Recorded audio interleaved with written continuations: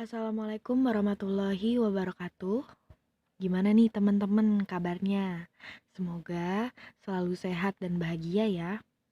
Oh iya, perkenalkan, nama saya Rahma Maritza dan di sini saya dipercaya oleh teman saya yang bernama Askia untuk membantu teman saya memenuhi tugas mata kuliah Ekonomi Mikro Islam untuk penilaian ujian akhir semester.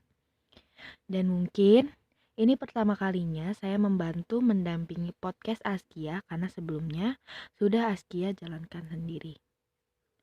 Baik, kita langsung saja daripada berlama-lama ke sesi tanya jawab yang nanti materinya akan dijelaskan oleh Askia berbarengan dengan pertanyaan yang diberikan oleh rekan saya.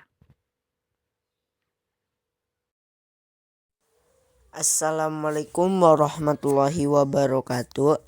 Nama saya Fahmi Syamil Musyafa. Saya ingin bertanya mengenai bagaimana keseimbangan pasar terjadi dalam ekonomi Islam. Baik, terima kasih buat yang sudah bertanya. Kita langsung saja. Sudah diberikan waktu kepada Askia untuk bisa menjawab pertanyaan yang sudah diberikan oleh rekan saya barusan. Alhamdulillahirrabbilalamin. Kita masuk ke sesi yang selanjutnya dan saya akan menjawab pertanyaan dari Fahmi. Bagaimana keseimbangan pasar terjadi dalam ekonomi Islam?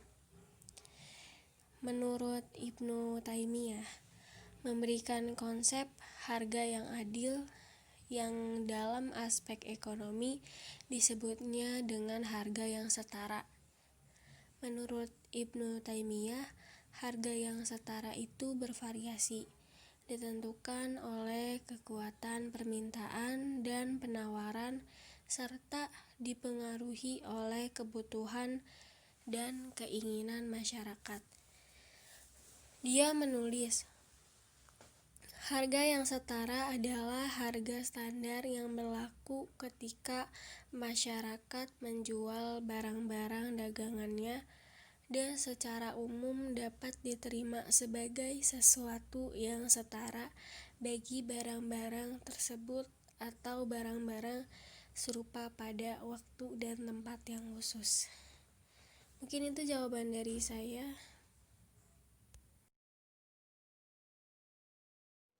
Oke, terima kasih kepada Askia yang sudah menjawab pertanyaan pertamanya dan menjelaskan materi dengan sangat baik.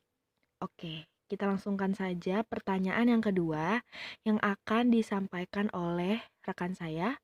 Lalu nanti akan kita beri waktu Askia untuk menyampaikan materi selanjutnya. Yang kedua, saya ingin bertanya mengenai bagaimanakah hukum penentuan harga dalam pasar Islam.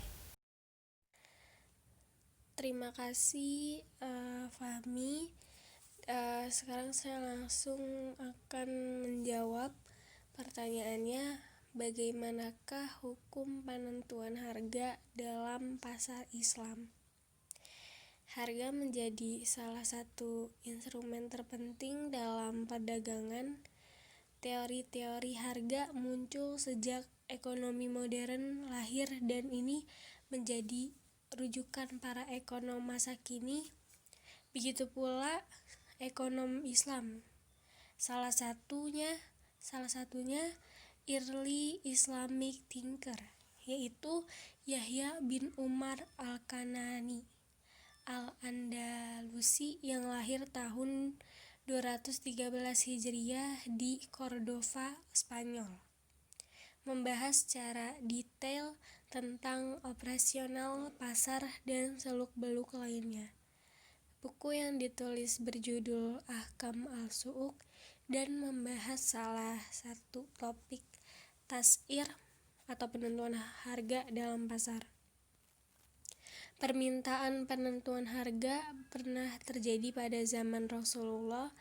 Yahya bin Umar memulai diskusi dengan menyitir salah satu hadis dari Anas bin Malik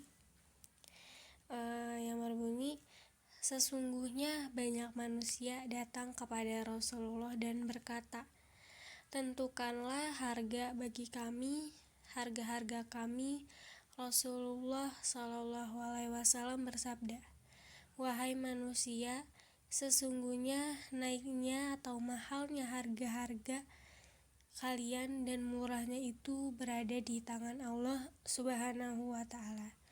Dan saya berharap kepada Allah ketika bertemu Allah nanti, dan tidaklah salah satu orang terhadapku akan memiliki kezaliman dalam harta dan tidak pula dalam darah." Mungkin itu jawaban dari saya.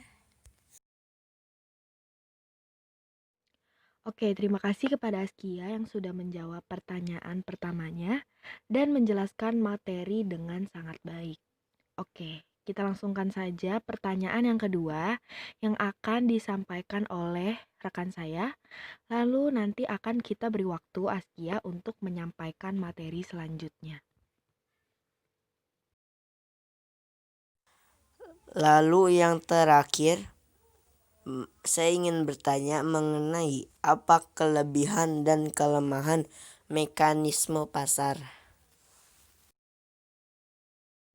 Baik, ini pertanyaan terakhir di sesi keempat. Pertanyaannya itu, apa kelebihan dan kelemahan mekanisme pasar? Kelebihan dari mekanisme pasar itu memberikan rangsangan untuk mengembangkan kegiatan usaha, kebebasan yang tinggi untuk melakukan kegiatan ekonomi, dan kekurangannya itu kebebasan yang tidak terbatas, menindas golongan tertentu, kegiatan ekonomi yang sangat tidak stabil. Mungkin itu jawaban dari saya di sesi yang keempat ini. Terima kasih. Oke, terima kasih kepada Askia yang sudah menjawab pertanyaan pertamanya dan menjelaskan materi dengan sangat baik. Oke, kita langsungkan saja pertanyaan yang kedua yang akan disampaikan oleh rekan saya. Lalu nanti akan kita beri waktu Askia untuk menyampaikan materi selanjutnya.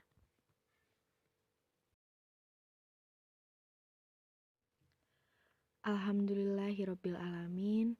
Kali ini acara kita, podcast yang saya bawakan bersama dengan teman saya yang menyampaikan materi, yaitu Askia, alhamdulillah sudah berjalan dengan cukup baik.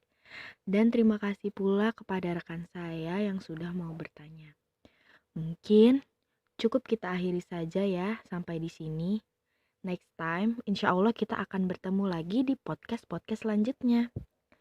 Terima kasih pula kepada Askia yang sudah mempercayai saya menjadi moderator di podcastnya ini. Semoga kita semua sehat-sehat selalu dan selalu dilindungi oleh Allah Subhanahu wa Ta'ala. Amin, amin ya Rabbal 'Alamin.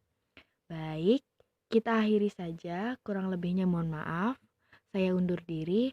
Wassalamualaikum warahmatullahi wabarakatuh.